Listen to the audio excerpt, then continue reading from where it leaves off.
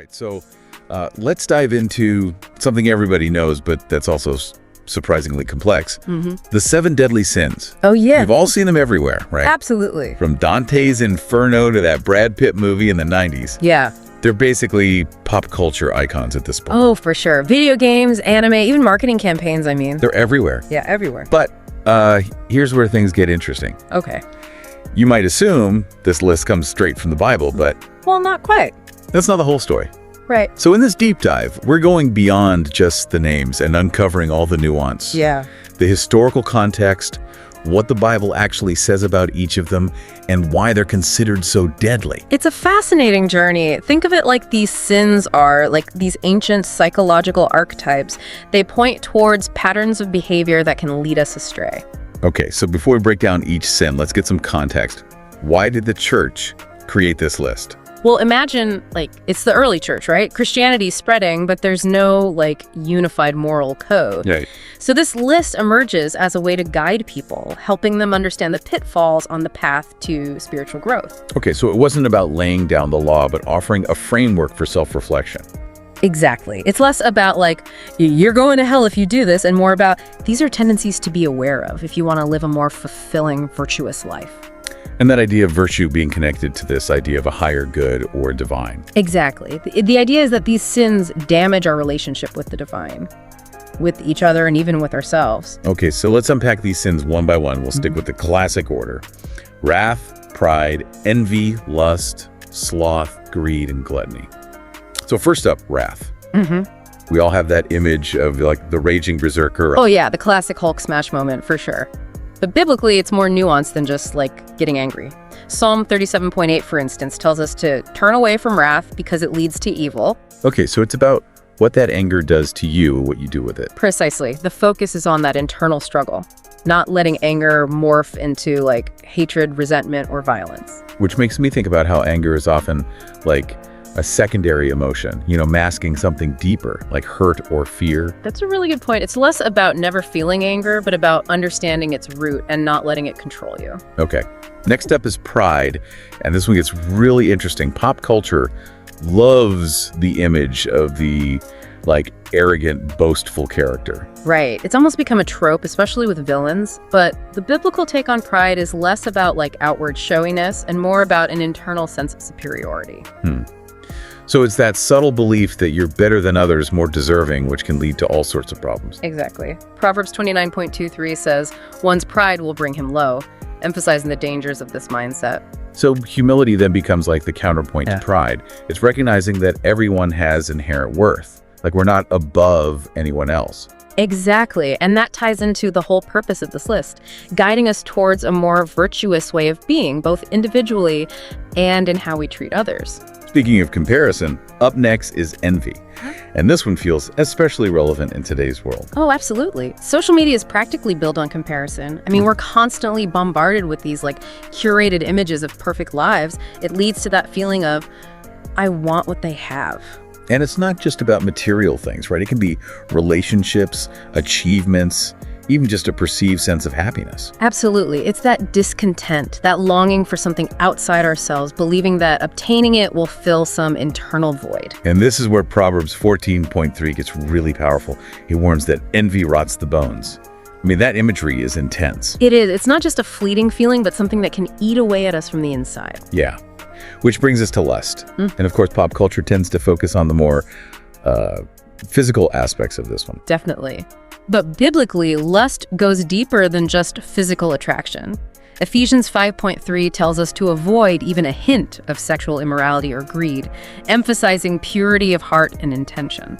So it's about recognizing that lack of control over your desires, how those unchecked desires can lead to harmful actions. Exactly. And the key here is self-control, which is a recurring theme throughout many of these sins. Okay, shifting gears a bit, we have sloth. I think we've all felt this one on a Monday morning, right? Oh, absolutely. But biblically, sloth goes beyond just, like, being lazy. It's about neglecting your responsibilities, failing to cultivate your talents, essentially withdrawing from active participation in life. So it's a sort of apathy, a lack of engagement, not just with work, but everything around you. Precisely. And Proverbs 10.4 highlights the, like, practical consequence. Lazy hands make for poverty, but diligent hands bring wealth. So it's not just about being physically inactive, it's about a lack of effort and intention in all aspects of life. Exactly. And that lack of engagement can have like a ripple effect, impacting not just our own lives, but also those around us. And from a lack of effort, we move to an excess of desire with greed or avarice. No, it's interesting because the Bible doesn't condemn wealth itself, but rather the love of money. Right. 1 Timothy 6.10 is very clear about that. For the love of money is a root of all kinds of evil. Exactly. It's that attachment, that prioritization of material possessions over relationships, spiritual well-being, and even ethical behavior. It becomes like your driving force, warping your priorities and leading you down a dangerous path. And that's a key point. These sins aren't isolated actions, they're patterns of behavior, habits of mind and heart that can have serious consequences. Which brings us to our final sin, gluttony. And in a culture obsessed with food and indulgence, this one can feel a bit tricky. You're right. It's not about like enjoying a good meal. It's about excess, about letting your desires control you. Proverbs 23.21 paints a vivid picture, warning us not to gorge ourselves on mead or join those who drink too much. And it talks about poverty and being clothed in rags, which is interesting. Right. It connects gluttony to a lack of self-control that spills over into other areas of life. You might start with food, but it can manifest in other excesses, leading to neglect of responsibilities and ultimately self-destruction. So it's about moderation, about recognizing that overindulgence, regardless of what it is, can throw our lives out of balance. Exactly. And that concept of balance, of finding like the middle path, is central to many philosophical and spiritual traditions. So we've covered a lot of ground here. We've looked at the pop culture interpretations of each sin, contrasted them with their biblical roots, and started to see how these ancient concepts are still incredibly relevant today. And through all of this, we've started to get a sense of why these sins are called deadly, but we haven't fully unpacked that yet. That's right. And that's what we'll dive into next. What does deadly actually mean in this context? Is it about the severity of the action or something deeper? Yeah, that's the real question, isn't it? And it's not about a literal death sentence, thankfully. Deadly in this context refers to like the potential these sins have to sever our connection to what truly matters to God, to others, and even to our best selves. Okay, so let's unpack that a little bit. We've talked about how these sins can harm our relationships and lead to bad choices, but how does that tie into this idea of a spiritual death? Like, that feels pretty heavy. It is heavy, and it's open to interpretation depending on like your beliefs. But the core idea is this: when we habitually give in to these deadly sins, we create like a chasm between ourselves and the divine. So it's not a one-time slip-up. It's these ingrained patterns that chip away at our spiritual well-being. Exactly. Think of it like a garden. One weed won't kill the whole thing, but if you let them take over, they choke out all the life and beauty.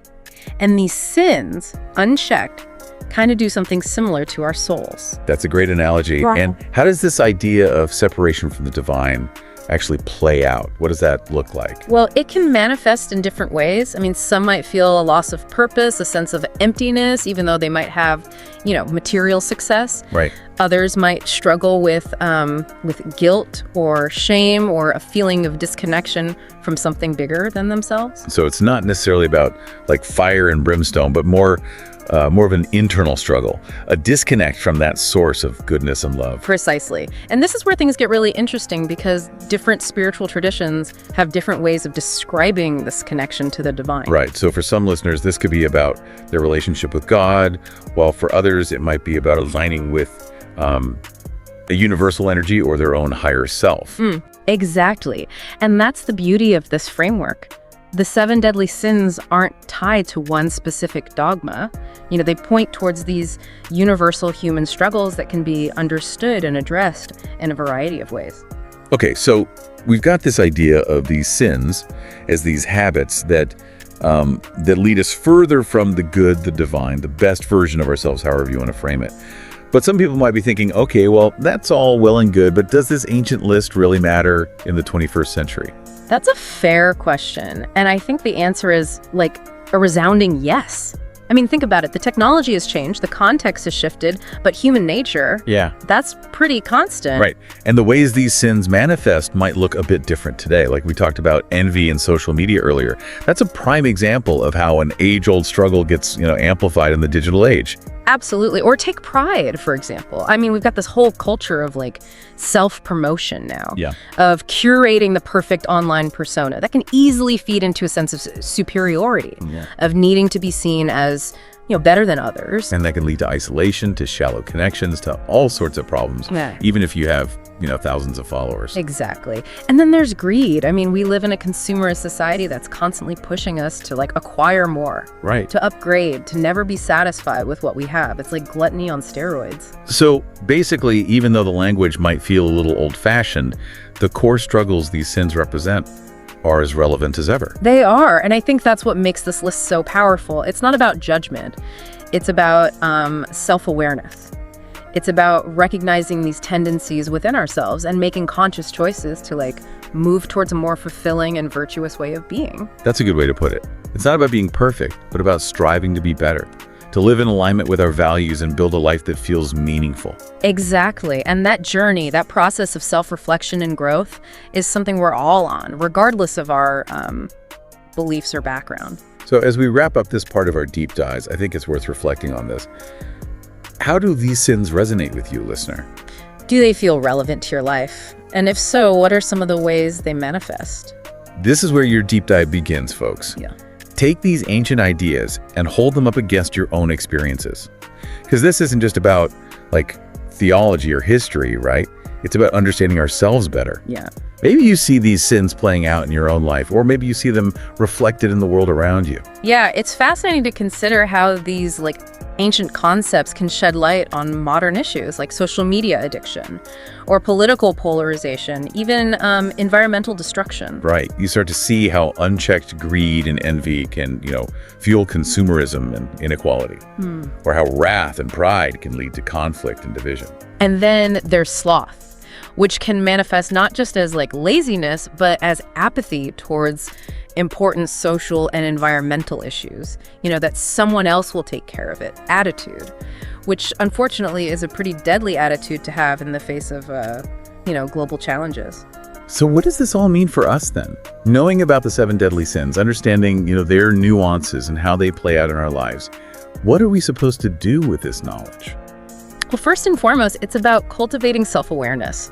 Like, this list isn't meant to make us feel, guilty or ashamed. It's to help us identify those areas where we might be getting off track. So it's like a diagnostic tool. Exactly. It's about recognizing those patterns of thought and behavior that might be leading us away from our values, from our best selves. And once we've identified those areas, what then? How do we actually combat these deadly tendencies? That's where the real work begins. And honestly, it's a lifelong process. But the good news is there are countless resources and practices that can help us cultivate the opposite virtues. Oh, okay. So for every sin, there's a corresponding virtue that we can actively cultivate. Precisely. Think of it like building spiritual muscles. Okay. So for wrath, we cultivate patience and forgiveness. For pride, we practice humility and gratitude. For envy, we focus on contentment and celebrating others' successes. Right. For lust, we practice self-control and seek meaningful connection. For sloth, we embrace diligence and engage with the world around us. For greed, we cultivate generosity and learn to appreciate what we already have. And for gluttony, we practice moderation and mindfulness in all areas of our lives. That's a pretty empowering way to look at it. Instead of focusing on what we shouldn't do, we can focus on what we can do to live more fulfilling, virtuous lives. Exactly. It's about shifting our perspective, moving away from fear and judgment and embracing a path of growth and self-improvement. So as we wrap up this deep dive into the 7 deadly sins, we want to leave you, dear listener, with this. Don't let these ancient concepts, intimidate you. Use them as a springboard for self-reflection, for understanding yourself and the world around you in a new light. Yeah, remember, this deep dive is just the beginning. There's so much more to explore, to ponder, to discuss. And the beauty of it is it's a journey we can take together. So keep thinking critically, keep questioning, and keep diving deep.